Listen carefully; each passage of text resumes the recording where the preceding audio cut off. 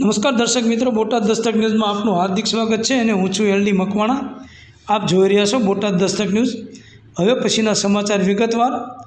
76મા પ્રજાસત્તાક પર્વની તાલુકા કક્ષાની ઉજવણી વીરવલ ગામ ખાતે કરવામાં આવી। 26મી જાન્યુઆરી પ્રજાસત્તાક દિન પર્વ નિમિત્તે સમગ્ર દેશમાં ધ્વજવંદન અને વિવિધ કાર્યક્રમો યોજાશે, જેના ભાગરૂપે વીરવલ ગામ ખાતે તાલુકા કક્ષાનો ધ્વજવંદન અને વૃક્ષારોપણના કાર્યક્રમની ઉજવણી કરવામાં આવી।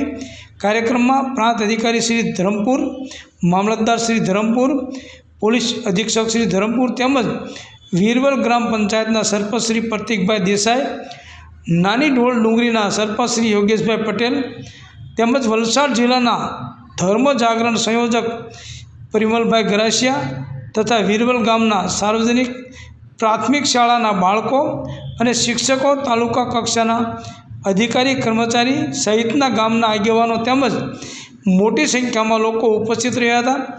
આ કાર્યક્રમમાં સાંસ્કૃતિક પ્રોગ્રામ તેમજ શાળાના બાળકો દ્વારા અવનવા કાર્યક્રમ દેખાડવામાં આવેલા। આ કાર્યક્રમનો આનંદ બહોળી સંખ્યામાં લોકોએ લીધો હતો। રિપોર્ટર બાલુભાઈ કે ગાવિત, ધરમપુર, બોટાદ દસ્તક ન્યૂઝ, એલડી મકવાણા, બોટાદ।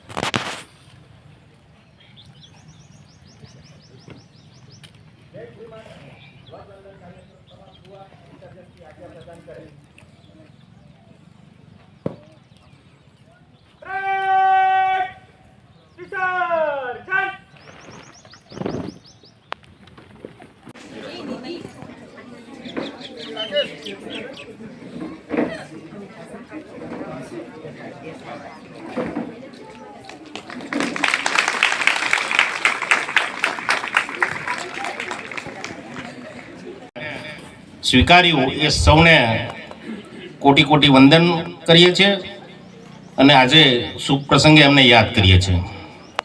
આજના દિવસ આપણા સૌના માટે આનંદનો દિવસ છે।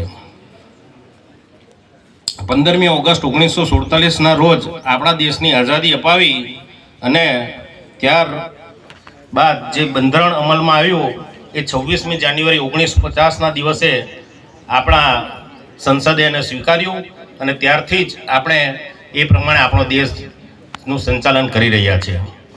ભારત સાર્વભૌમ, સમાજવાદી, બિન સાંપ્રદાયિક, લોકતાંત્રિક અને પ્રજાસત્તાક ભારતનું બંધારણ અમલમાં આવ્યું અને આ પ્રસંગે રાષ્ટ્રધ્વજ દર વર્ષે રાષ્ટ્રપતિ દ્વારા દિલ્હીના રાજપથ પર ફરકાવવામાં આવે છે અને સેનાની ત્રણેય પાંખની પરેડ પણ ત્યાં યોજવામાં આવે છે। ભારતનું જે બંધારણ છે એ પ્રમાણે એને જાળવવું અને એના જે સૂચિતાર્થ છે, એના મૂલ્યો છે, એનું જતન કરી અને આપણે આપણા દેશનો વિકાસ કરવાનો છે। અને સૌને મારી આ પ્રસંગે અપીલ છે કે દેશના જે બંધારણના મૂલ્યો છે, એના હાર છે, એને જાળવી અને દેશના વિકાસમાં આપણે સૌ સહભાગી બનીએ। 26મી જાન્યુઆરી 1950ના રોજ ભારતનું બંધારણ, તેની સરકાર, રાષ્ટ્રપતિ અને રાષ્ટ્રધ્વજ સાથે વિશ્વનું સૌથી મોટું પ્રજાસત્તાક રાષ્ટ્ર બન્યું। છેલ્લે આજના શુભ અવસર પર આપણે રાષ્ટ્ર નિર્માણ, વિકાસ અને સન્માન જાળવી રાખવાનો સંકલ્પ લઈએ અને પ્રજાસત્તાક દિવસના આ શુભ અવસર પર આપ સૌને ફરી ખૂબ ખૂબ શુભેચ્છાઓ પાઠવું છું। અસ્તુ।